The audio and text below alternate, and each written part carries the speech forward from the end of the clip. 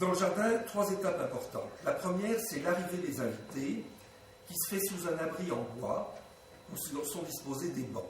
Alors bien sûr, tous les invités sont en kimono. Les invités entrent donc par ce Nijiriguchi et ils se retrouvent directement dans la salle de thé. L'hôtesse, elle n'y est pas. Elle est toujours dans le Mitsuga, la petite salle de la préparation, on ne la voit pas. Oui, sachez que les règles de comportement pour les invités pour l'hôtesse sont extraordinairement nombreuses et compliquées. Alors l'hôtesse, elle n'entre dans le chashitsu, dans la salle de thé, que lorsqu'elle sait que chacun a rejoint sa place. Et c'est par le silence qu'elle le sait.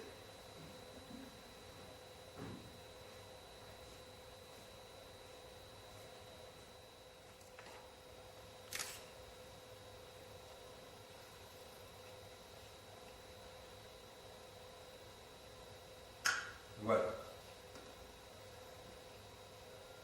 Elle ajuste symboliquement son kimono. Donc ce geste-là symbolise le tir à l'arc. Il est tiré de la vie des samouraïs. Qu'est-ce que ça signifie, pardon ? Le thé est presque prêt. L'hôte a en quelque sorte tiré sa flèche.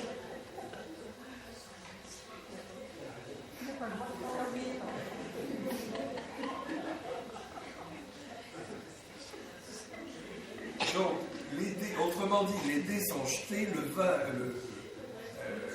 c'est comme le vin, il est tiré, il faut le boire.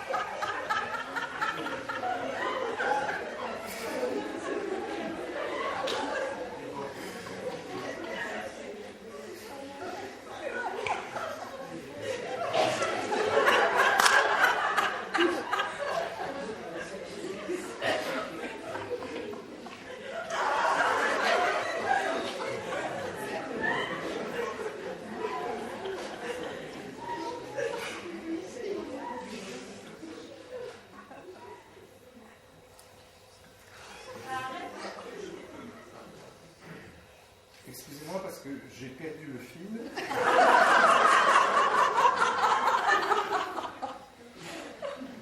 A-t-on fini avec le deuxième invité du coup ? Oui ? Voilà. Alors, j'en viens maintenant à l'événement historique dont je vous avais parlé tout à l'heure, qui est en relation avec le pliage de la serviette. Alors, ceux d'entre vous qui ont lu la brève histoire du Chadoyu qui devait être à votre disposition à l'entrée, je crois,